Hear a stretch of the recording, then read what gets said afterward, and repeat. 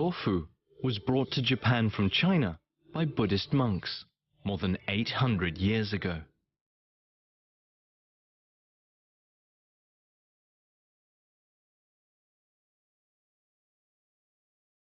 In Buddhist circles, where eating meat was forbidden, tofu was a valuable source of protein. With its many temples, Kyoto became the center of tofu culture.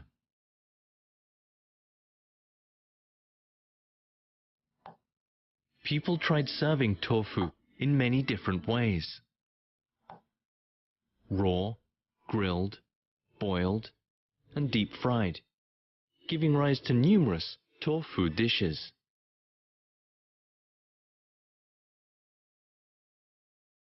In the Edo period, tofu became popular among commoners as an inexpensive and nutritious food.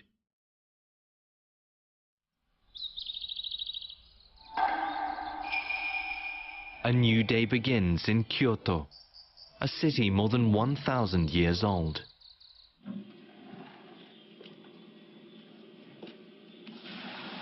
A fire is lit in the furnace at the break of dawn.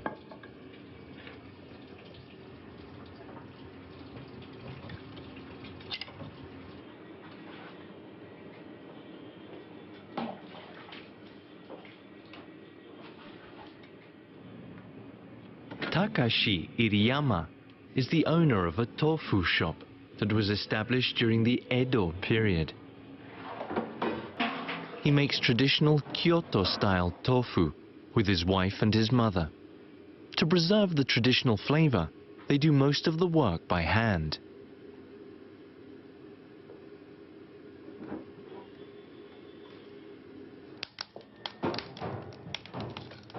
Making tofu using firewood and a furnace is no longer common. But the same method has been used since the time this shop delivered tofu to the Kyoto Imperial Palace more than a century ago.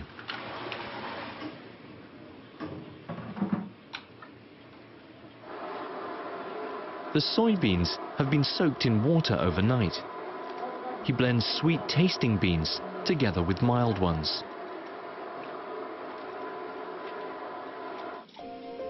80% of tofu is water. This shop uses Kyoto's natural groundwater, known for its well-rounded blend of 6 different minerals.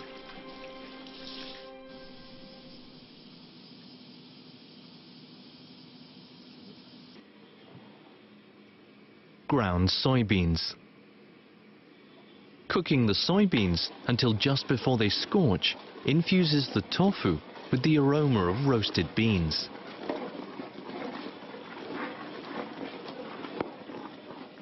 Takashi stirs the soybeans with all his strength to evenly distribute the heat.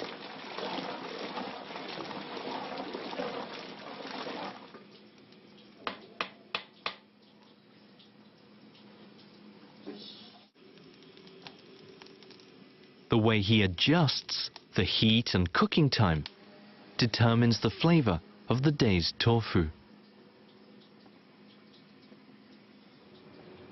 It takes time and effort, but I'm committed to this method. Stopping right before the beans are scorched makes the tofu delicious. My tofu can only taste this way when it's made with firewood and a furnace. Soy milk with the rich aroma of soybeans is ready.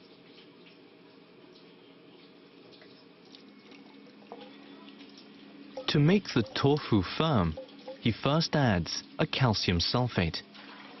For tofu, texture is as important as flavor. A calcium sulfate gives the tofu a smooth texture.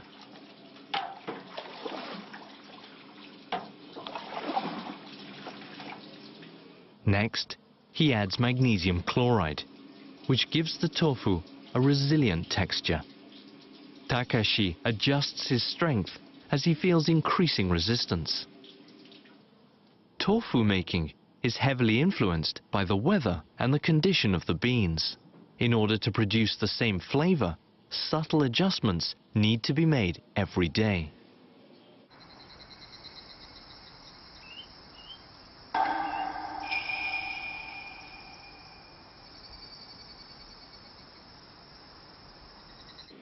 3.5 hours after work began, the tofu is ready to be shaped.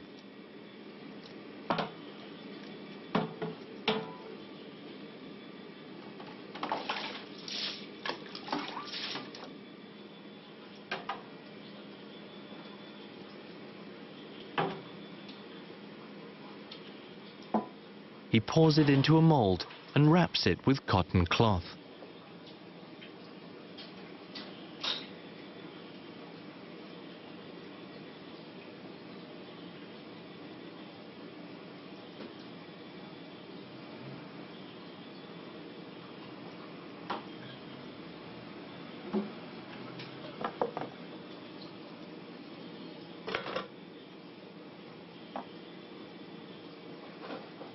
The water is slowly squeezed out over 30 minutes.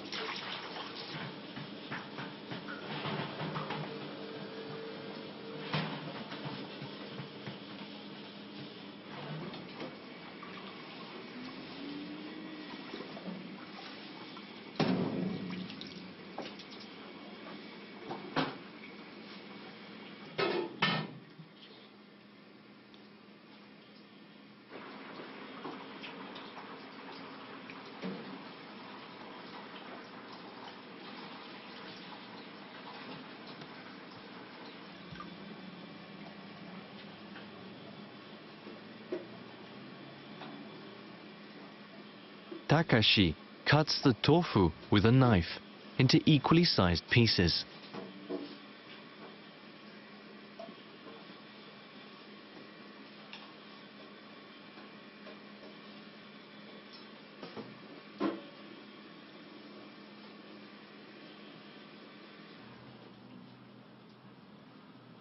How does it taste today?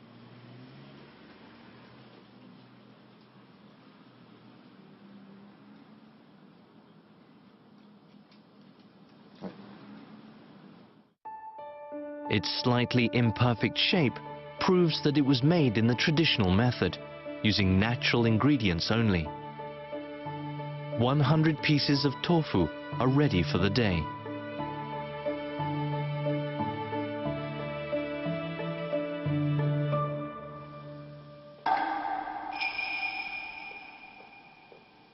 "9 a.m. The shop opens.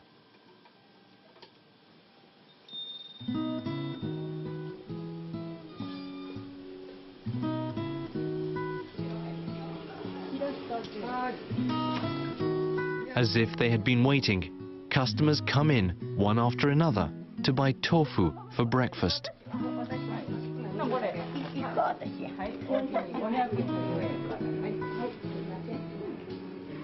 Tofu is best when fresh.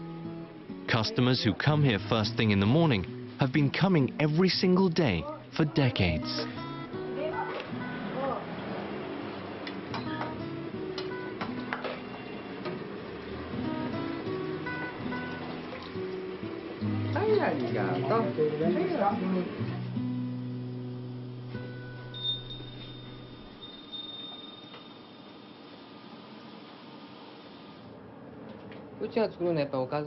The tofu we make is eaten at home on a daily basis. It'll be simmered, grilled, and used for various dishes, so it can't conflict with other ingredients. I believe our tofu tastes light enough so people won't get tired of it, even if they eat it every day.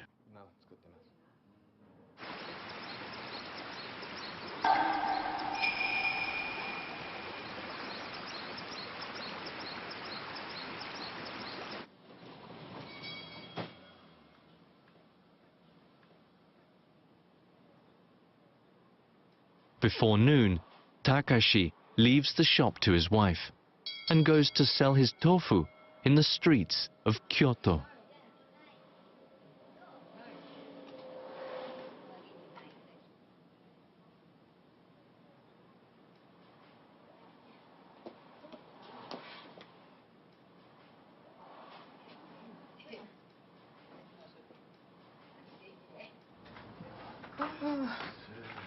It's hot. Not a good day.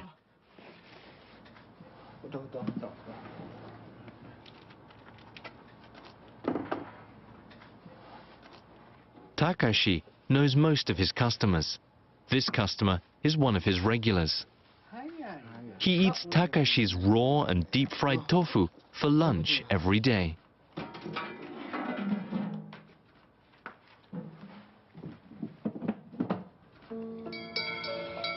Peddling tofu was common throughout Japan until about 40 years ago. But it's a rare sight now.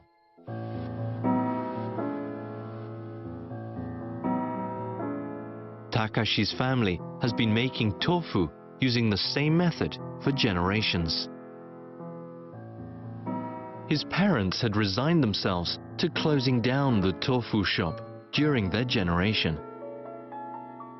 But Takashi, who was working as a businessman in Tokyo, decided to take over the business when his father's health deteriorated.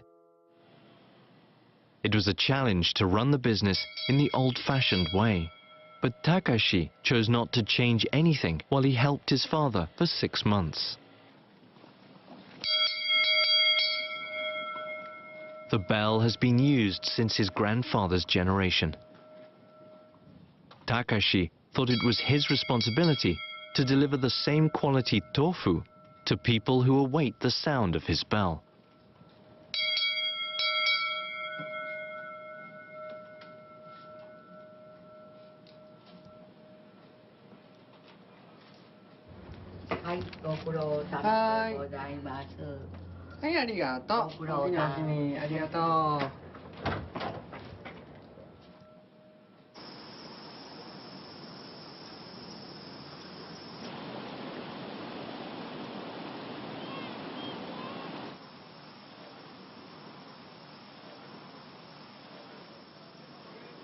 Halfway through his peddling rounds, Takashi takes a rest at a shrine. I come out and pedal in the rain or snow.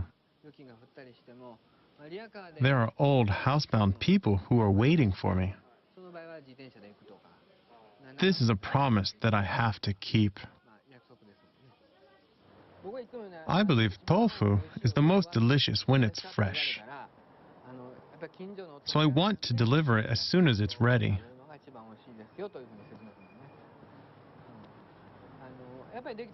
But there are customers who come to the shop even before the tofu is done. So I have to tell them they are too early.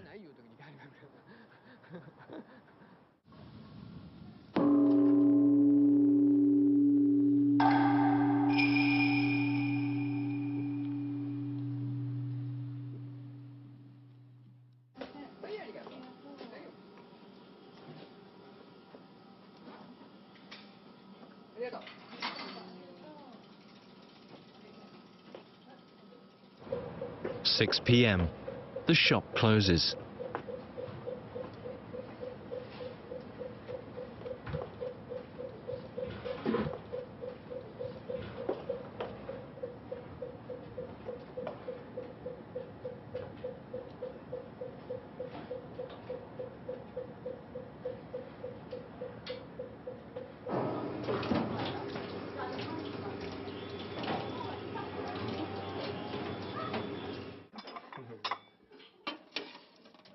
This is the first meal the family eats together.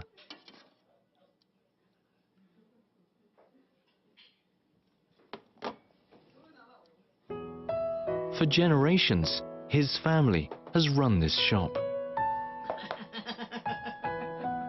Takashi remembers what his father, who was the previous owner, used to say. Don't make a tofu shop big.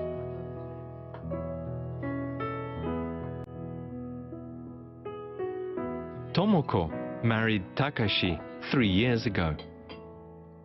Every day, she learns how to run a tofu shop from her mother-in-law, who has been doing it for 50 years.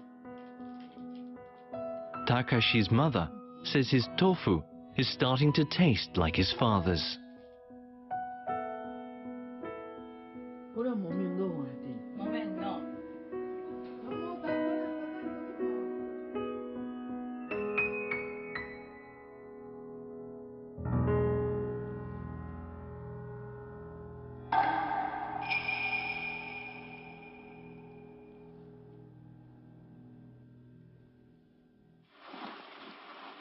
At the day's end, Takashi prepares the soybeans for the next day.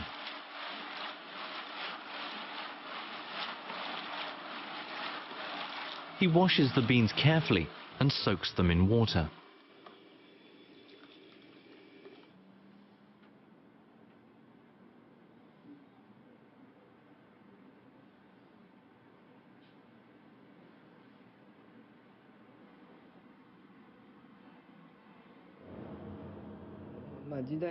We can't keep making tofu the old way just for nostalgic reasons.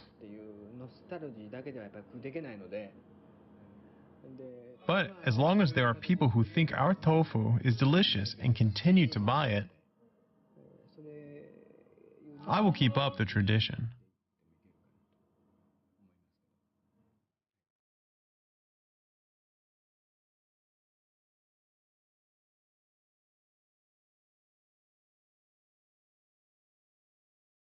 The passage of time leaves nothing untouched.